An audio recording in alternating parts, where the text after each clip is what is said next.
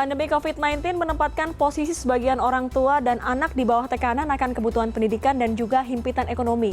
Lantas apa yang harus dilakukan agar anak tetap dalam suasana hati yang riang? Sudah bergabung bersama kami psikolog yaitu Elizabeth Santosa di Melbourne, Australia. Halo, selamat malam Mbak Lizzie. Hai Dea, selamat malam. Apa kabar Mbak Lizzie? Sehat? Baik, terima kasih juga atas liputannya yang tadi cukup menggugah tentang anak-anak.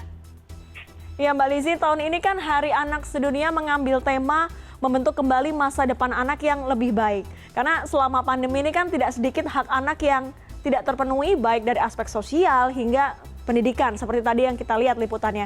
Bagaimana sebenarnya untuk mengatasi hal ini Mbak Lizzie? Aduh Dea, tadi liputan bikin hati saya jadi tergugah. Memang benar, jadi kita semua di seluruh dunia bekerja sama-sama untuk memberikan generasi yang terbaik buat setiap negaranya, apalagi di Indonesia juga. Sangat sedih dan pedih sekali melihat kenyataan ini di mana anak-anak dengan dunia modern ini masih ada di negara seperti di Indonesia yang masih belum mendapatkan akses pendidikan dikarenakan bukan karena mereka malas belajar, tapi mungkin dikarenakan kondisi ekonomi, kondisi infrastruktur di daerah tersebut, sehingga akses dan juga hak anak untuk belajar dan pendidikan itu tidak terpenuhi. Itu sangat disayangkan sekali dia. Kita lihat di situ faktanya bahwa tidak semua anak punya kesempatan yang sama Mbak Lizzie. Dan ini situasi pandemi ini kan berlangsung selama berbulan-bulan. Tidak hanya himpitan ekonomi. Kemudian ada kasus kekerasan terhadap anak yang kita jumpai beberapa kali. Mbak Lizzie melihat tingkat stres orang tua sudah seperti apa Mbak? Sangat tinggi. Di awalnya itu pada saat di bulan Maret, pada saat kita mulai tidak bisa punya mobilitas yang tinggi, banyak orang tua bilang, oh ya kita makin dekat sama keluarga gitu. Tapi kalau udah 6 bulan, tingkat stresnya makin tinggi juga. Jadi kata-kata manis, kemesraan dalam keluarga ini sangat dipertanyakan. Ini masih ada apa enggak ya dari awal di Februari, Maret, April sampai akhirnya kita sudah di hampir penghujung tahun. Jadi memang sangat saya khawatirkan sekali. Kekerasan makin tinggi juga. Dan itu tidak terjadi bukan karena dari ayah atau ibu antara orang tua, tapi juga anak-anak sendiri. Anak-anak sekarang sudah mulai jadi kecanduan gadget juga untuk bagi mereka atau bagi anak-anak yang punya akses gadget, mereka juga punya masalah sendiri, yaitu kecanduan dan ya. Yang tidak memiliki akses juga tidak bisa belajar. Jadi dalam segala situasi anak-anak kita sedang mengalami krisis dan saya setuju sekali akan hal ini. Begitu juga dengan hak bersosialisasi dia. Bagaimana mereka bersosialisasi dan berekreasi. Ada 10 hak anak yang kita tahu kan, salah satunya adalah pendidikan. Dan juga ada salah satunya juga rekreasi. Rekreasi kemana anak-anak bisa? Lalu juga hubungan interpersonal, bermain seperti apa dengan kondisi pandemik. Jadi banyak hak-hak anak yang terenggut dalam masa pandemik ini. Ini artinya orang tua tingkat stres tinggi, anak juga kadang tidak sadar bahwa merasa bosan, merasa terbelenggu dengan suasana seperti ini. Baiknya orang tua seperti apa Mbak Lizzie? Kalau saya mau mengatakan, banyak sabar. Kenapa? Kalau saya marah-marah terus sama orang tua, seakan-akan saya sebagai pakar tuh tidak memiliki empati. Tapi saya sebagai orang tua sendiri juga kepada putri-putri saya juga itu juga kita harus tahan diri.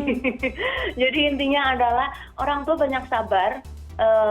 Situasi ini sangat sulit untuk menjadi orang tua yang super hebat. Tapi tantangan kita di sini, orang tua hebat itu dites di masa yang paling sulit, yaitu salah satunya kondisi seperti ini. Untuk tetap sabar, tetap ceria, dan tetap semangat. Anak-anak kita itu perlu diberitahu terlalu banyak deh. Mereka secara otomatis itu juga melihat dari role modelnya ya, teladannya. Jadi kalau orang tua terlihat tidak happy, anaknya juga pasti punya kecenderungan yang sama ya Mbak Lizzie? Bener banget Dea. Kegiatannya apa aja Mbak? Misalnya contoh kalau di dalam keluarga ini kan kita sedang sedang dihimbau untuk menjaga jarak, kalau bisa tidak keluar rumah. Kegiatan apa saja Mbak yang kira-kira bisa membangkitkan kebahagiaan anak dan juga engagement antara anak dan orang tua yang sempat mungkin jadi kaku karena sama-sama punya konflik masing-masing? Dea, saya tidak menentang adanya permainan tradisional, permainan yang lagi ngetren dan di mana semua orang tua lagi banyak banget mikirin, ini besok kita ngisi kegiatan apa ya? Tahukah Dea bahwa menurut penelitian kebahagiaan anak bukan bersumber dari jenis permainannya, dari jenis aktivitasnya, atau dari jenis mereknya. Tapi ternyata sumber kebahagiaan anak adalah semudah dekat dengan orang tua, dari curhat hati ke hati, bermain atau menulis bersama, itu bisa membuat anak bahagia. Ternyata anak sangat membutuhkan interaksi sosial yang dekat sekali dengan orang tuanya, bukan dinilai dari aktivitasnya. Walaupun aktivitas kita bisa cari ya Dea, banyak banget 101 nih kita semua, banyak sekali blog-blog kalau Anda lihat di website. How to make children happy during pandemic. Ngajarin masak, main tradisional lagi. Saya sendiri sebagai orang tua udah nyetok banget banyak mainan. Tapi ada kalanya mainan itu bisa membuat anak-anak nggak bahagia kalau kitanya tidak punya engagement. Jadi terima kasih Dea, tadi sudah memberikan kunci, yaitu harus ada involvement, keterlibatan, dan engagement. Oke, tapi ini juga ada fakta lain. Ini di Provinsi Jawa Barat, angka perceraian ini tinggi. Artinya konflik tidak hanya antara orang tua dengan anak, tapi juga antara ayah dan ibu, kemudian ini bisa berimbas ke anak. Apa yang harus dilakukan agar anak ini tidak terdampak langsung, meskipun itu sulit mungkin ya Mbak? Dea, kalau saya mau mengatakan bahwa tingkat perceraian itu tinggi, itu sudah diprediksi oleh para ahli jauh-jauh hari dari Maret. Ya, di beberapa negara, contohnya di Melbourne, itu yang dibombardir di iklan semenjak Maret April untuk mempersiapkan pandemik ini adalah iklan-iklan mengenai anti kekerasan. Karena takutnya bapaknya nempeleng si ibu, takutnya ibunya nempeleng si anak. Jadi sudah ada prevention gitu ya, method dari iklan, dari advertisement dan semuanya, dari markomnya untuk mengurangi kekerasan dalam rumah tangga. Dan memang ini banyak pakar juga sudah melihat ini, banyaknya tingkat perceraian itu all over the world sih sebenarnya, di seluruh dunia. Nah kalau ditanya, tadi dia bilang anak-anak gimana? Ya sulit sih ya, karena memang sebenarnya bukan orang tua sama anak kuncinya, orang tua sama orang tua. Kita boleh punya konflik, tapi konflik itu kan nggak perlu juga sampai yang namanya tidak sehat. Konflik sehat itu apa Dea? Ribut-ribut aja, tapi kan tidak perlu ada kata-kata binatang, tidak perlu ada kekerasan dalam secara fisik gitu, tidak perlu ada hal-hal yang memang tidak baik untuk dicontohkan di dalam rumah, apalagi di depan anak-anak begitu. Jadi itu tim ya Mbak Lizzy ya, keluarga itu tim ya untuk bisa menciptakan suasana yang bahagia. Benar sekali. Mbak Lizzy, ini terakhir yang terbaru, Menteri Pendidikan RI sudah memutuskan untuk mengizinkan sekolah tatap muka yang dilaksanakan awal tahun 2021. Apakah Mbak Lizzy melihat ada potensi tekanan pada anak ketika sekolah tatap muka? Karena kita tahu PJJ atau pendidikan jarak jauh ini sudah dilakukan berbulan-bulan di zona merah ya Mbak? Iya benar.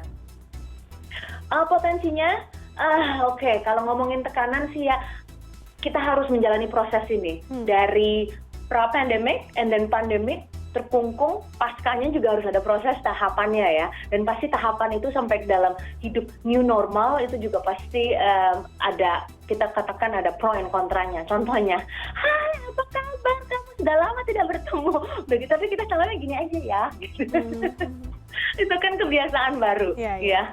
Bisa nggak? Lalu yang kedua adalah anak-anak juga perlu keluar dari guanya, karena salah satunya di Indonesia ini kan anak-anak paling lama ya, benar ya Dea ya. Di beberapa negara lain, contohnya di Australia ini, mereka sudah kembali lagi ke sekolah. Jadinya cukup very karena kasus kita tinggi sekali. Jadi nanti bertahap-tahap punya tahapan untuk bisa kembali lagi ke new normal. Contohnya mereka harus beradaptasi pakai masker bicara. Aneh banget ya kadang-kadang mau main tahu kan anak-anak kalau masih SD ya deh ya, oh mainnya kadang-kadang gini, bagaimana main fisik? Saya mikirnya gitu, mana ya main fisik ya?